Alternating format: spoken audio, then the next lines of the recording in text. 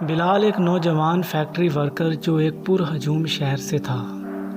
اس نے معمولات سے فرار حاصل کرنے اور سردیوں کی چھٹیاں ایک پرسکون دیہی گاؤں میں اپنے دادا کے ساتھ گزارنے کا فیصلہ کیا۔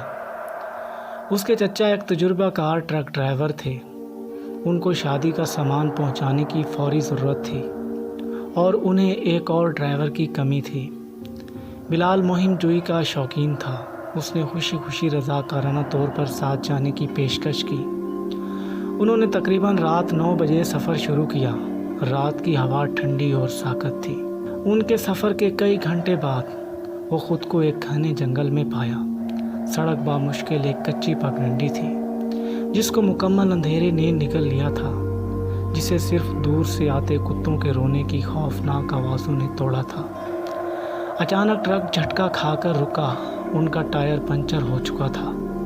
جب اس کے چچا مشکل سے اسے بدلنے کے کام میں مصروف تھے، بلال موبائل کی ٹارچ تھامے ہوئے تھا۔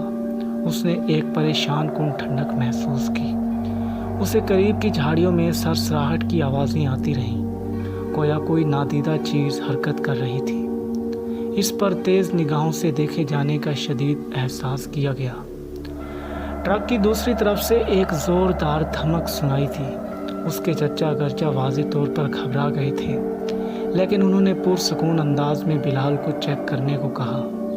اکیلے جانے سے بہت ڈرا ہوا بلال نے اصرار کیا کہ اس کے چچا بھی اس کے ساتھ چلیں، لیکن وہاں کچھ نہیں تھا۔ ٹائر بدلنے کے بعد عجیب و غریب آوازیں تیز ہو گئیں۔ اس کے چچا نے اچانک فوری انداز میں بلال کو واپس ٹرک میں جانے کو کہا۔ یہ واضح تھا کہ اس کے چچا نے کچھ ایسا دیکھا تھا جو وہ بتانا نہیں چاہتے تھے۔ ٹرک کے اندر انہوں نے کچھ محسوس کیا جو قریب آ رہا تھا، آہستہ آہستہ انہیں گھیر رہا تھا۔ ٹرک ڈرائیوروں کے پاس اکثر سیٹوں کے پیچھے ایک چھوٹی سونے کی جگہ ہوتی ہے۔ وہ وہاں پیچھے ہٹ گئے، تمام روشنیاں بند کر دیں۔ ٹرک مکمل اندھیرے میں ڈوب گیا۔ پھر کسی نے ٹرک کے باہر زور زور سے مارنا شروع کر دیا، جو ایک آبدید کی طرح محسوس ہوا۔ اس کے بعد ایک خوفناک چہرہ جس کی آنکھیں تاریکی میں جلتی ہوئی تھیں، ڈرائیور کی کھڑکی پر ظاہر ہوا۔ یہ مخلوق غیر معمولی طور پر لمبی تھی، آسانی سے 8 یا 9 فٹ کی۔ اس کی آواز ناقابل بیان گلے سے نکلی ہوئی غرغراہٹ تھی جو ان کی روحوں کو چیر رہی تھی۔ دہشت سے منجمد بلال اور اس کے چچا صرف قرآن کی آیات سرگوشی میں پڑھ سکے۔ ٹرک پر حملہ آہستہ آہستہ کم ہو گیا۔ وہ انتظار کرتے رہے، اتنے خوف زدہ تھے کہ حرکت نہیں کر سکتے تھے۔ آخر کار اس کے چچا نے خاموشی توڑے ہوئے کہا کہ وہ یہاں نہیں بیٹھ سکتے، انہیں ٹائر بدلنا تھا اور فوراً نکلنا تھا۔ باہر نادیدہ ہستیوں سے گھیرے ہوئے ہونے کا احساس حاوی تھا۔ انہیں قریب سے خراٹوں کی دبی ہوئی آوازیں سنائی تھیں۔ انہوں نے جلدی سے کام ختم کیا اور واپس کیبن میں چلے گئے۔ اس کے چچا نے شدت سے ٹرک سٹارٹ کرنے کی کوشش کی، لیکن انجن صرف کراہا۔ مزید غصے بھرے دھماکے ٹرک پر ہونے لگے۔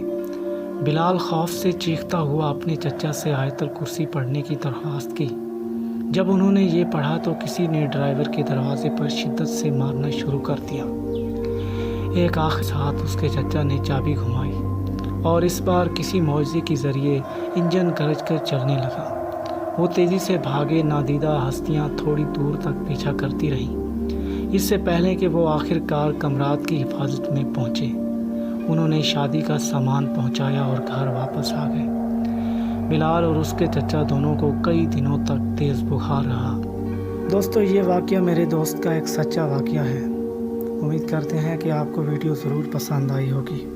اگر مزید ایسی ویڈیوز دیکھنا چاہتے ہیں تو ہمارے YouTube چینل کو سبسکرائب کرنا نہ بھولیے گا۔